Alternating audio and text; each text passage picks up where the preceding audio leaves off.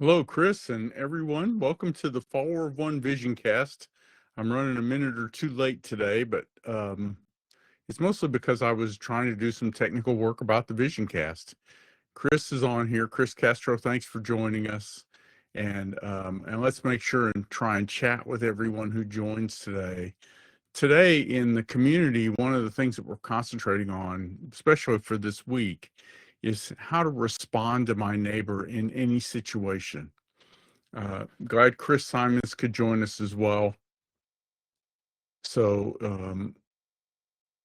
welcome to the Vision Cast. We are praying for Alicia, Chris. So glad you could join us. And today's topic that I want to talk about and help us kind of think about as we go through our week is how do we respond well? How do we respond with love to every single person that we interact with in the workplace? How do we respond to our neighbors? And don't hear neighbor as people who live near you unless you see them a lot. Hear neighbor as somebody that you interact with regularly. We have this ability to kind of create a neighborhood, if you will. Even in Follower of One, we create a neighborhood of people who are commonly online. Larry Triple just joined us for the live stream as well. So hi, Larry. You become our neighbors when we spend time together, even if it's online. So as we spend time with people, the question of knowing how to respond to my neighbor, that's one of the things that we want to address today. And there are actually a couple of verses. Chris suggested two verses that I will talk about in a moment. But I think our overarching goal is to love others. And the first verse I actually wanted to talk about today was, let me get my technology all organized here. The first verse I wanted to talk about was Romans 13:8. I come back to this verse often, even though I don't have it fully memorized. Owe nothing to anyone except to love one another, for he who loves his neighbor has fulfilled the law. I think that's our most important goal, is to love others, to find ways to love others. And please know too that they need to feel that love. It's awkward sometimes to do what you think is best for someone. If you don't know them, you'll probably still do something that's not best. Or you may be choosing a blanket answer to something. I want to be somebody who knows the people that I interact with well enough to where I can be a blessing to them and show them genuine love in a way that they feel it. I think our goal is not to just love people, but to also help them feel loved, to help them know that our love comes from God. God will give us wisdom about how to interact with people if we ask him. And so he will show us how to love them. It's the verses that Chris had talked about for this passage begin in Matthew chapter 22. And in verses 36 through 40, it says, Teacher, someone asked Jesus, Teacher, what is the great commandment? And he said to him, You shall love the Lord your God with all your heart and with all your soul and with all your mind. And then in verse 38, he goes on, he says, This is the greatest and most important command. The second is like it, love your neighbor as yourself. All the law and the prophets depend on these two commands. We're told that everything about God is love. We're to love God with all of our heart, our mind, and our soul.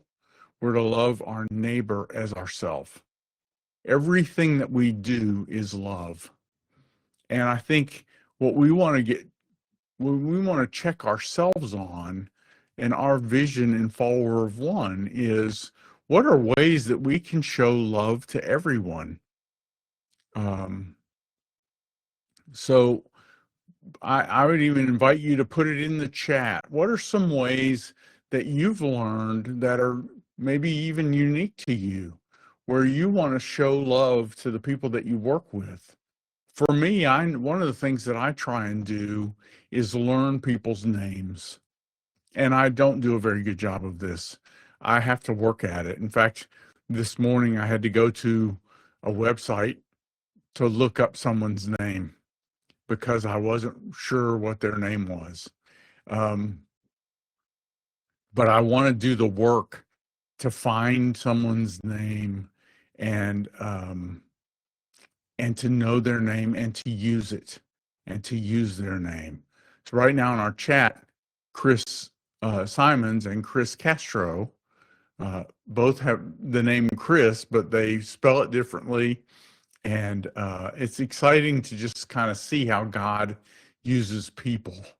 He's using us. Chris Simons has been going through quite a bit, and I want to encourage you to pray for him and his wife.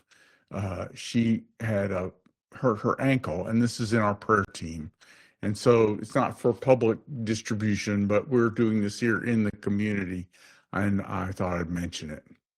Let's be praying for one another. That's one way to show love. What's another way to show love besides remembering somebody's name and praying for them? Just put something in the chat. And one time I like to remember what their favorite drink or their favorite meal is. If they like if they like coffee from Starbucks or if they like coffee from Panera. So I make sure I get the one they like when I get them something. Or years ago, I used to get Sonic milkshakes for some coworkers. They were a lot cheaper back then. This was a long time ago. But still, gifts like that, knowing that somebody, give them full attention when talking. Attention is a gift. That's a great comment, Larry, is that we pay attention to someone, that we're not looking over their shoulder to see who else is around, but that we're concentrating on what they say, looking them in the eyes. One of the things I wish I was better at is remembering people's eye color, because that would mean that I was looking them in the eye instead of looking at some other feature on their face or looking somewhere else. Another thing that I've thought of is just remembering the names of kids, praying for kids and spouses, especially in the workplace. If you hear that someone's son or daughter is playing a sport, then remembering their name and asking them about that sport and were they in competition this weekend.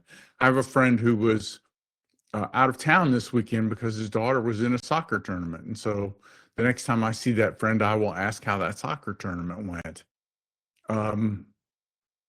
My son's kids were at a swim meet over the weekend. So things like that, just remembering details. Chris also talks about how Chris Simon says we show love as being in his likeness, freely listening and touching one another's weakness with the strength of God's love, even in the midst of our own challenges. That's right, even in the midst of our own challenges. Being able to remember to love other people, knowing that we're cared for and not concentrating on ourselves all the time. I think selfishness is one of the great traps that takes us out of loving people. Often I only think about myself, or I only consider what I can do. But I think when we consider ourselves as ministers to the people around us, and I use the word minister carefully. Minister really means servants.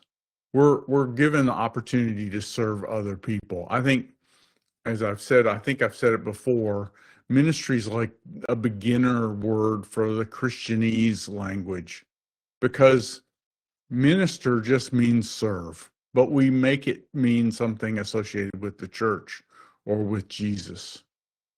And all of a sudden it takes on this kind of sub-connotation. We have these opportunities to serve the people around us all the time. I want to serve my wife. I want to serve the people that I work with. I want to serve the people who I will be on a call with in the next few minutes. So I try and take good notes. I maybe even remember or memorize the conversation so that I can remember and take action. Larry Tribble and I have been talking through his Attention Compass program, where I'm learning how to make better notes and make those notes in a way that's actionable. They don't just go into this massive black hole of notes, but rather they go in a way where they can be found again easily and action can be taken on them. And that's what I want to learn. I want to learn how to be intentional and do the things that I say I'm going to do. That's one of the ways that I can show love, is not having to make excuses and say I'm sorry all the time because I didn't do what I said. Larry said, actually remember them when something is coming up and reach out via text on the day of. That's a great idea as well. If you know that somebody's going to be having a surgery, or if you know that someone's got something going on, then you can text them and let them know that you're thinking of them. I sent a friend an email last week of just letting them know I was praying for them, and found out that there's a lot going on in their family. And so you just never know when God will cause you to reach out to someone at just the right moment and at just the right time. He does that quite often on our mission trips. We challenge people to reach out to their friends, and God then uses those conversations, those text messages, and those interactions. We have a couple of really cool stories about how God had people in our mission trips send a text at just the exact moment for someone else. Chris Castro also said, responding to our neighbor in any situation can be literal too. How we respond in conversations, easy and difficult. How we respond as drivers in the midst of traffic situations. Oh, now you're meddling, sister. You want to start criticizing our driving.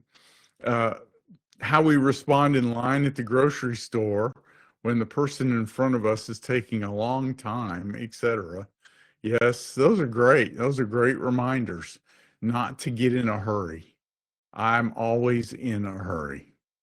I'm always looking for the quickest and shortest thing. And so those are very convicting. Being patient and being relaxed are very important, and trusting that God has everything in control. I've been trying to memorize 2 Corinthians 9, 6 through 9. And verse 8, 2 Corinthians 9, 8 is about how God is able to make all grace abound to us, so that always having all sufficiency in everything, we would have an abundance for every good deed. I think I got that pretty close to right. We have everything. We have everything that we need. We don't need to be in a hurry about anything, and I am in a hurry all the time. So I think your reminder, Chris, is very practical. Larry's like me. He tries to love other drivers by getting out of their way. There is some truth to that. I mean, if you spend less time on a road, there's less chance that you're going to run into something or be run into by someone. But spoken like a true person who's always in a hurry. I think it's great. One other thing I want to challenge us to do is to ask God. Pray and ask God to give you not only ideas of things that you can do to love other people, but pray and ask God to give you questions that you might ask the people that you interact with. A great question oftentimes causes other people to think. Now, I learned this from coaches like Dale Young. Dale's a coach. Coaching is a great activity, and they teach you to ask good questions. I want to ask good questions. I don't necessarily want to be a coach, but I want to ask good questions because the Holy Spirit in us is working on us. And a great question can cause me to think about something the Holy Spirit wants me to think about, and can change the trajectory of everything that I do. Great questions also help.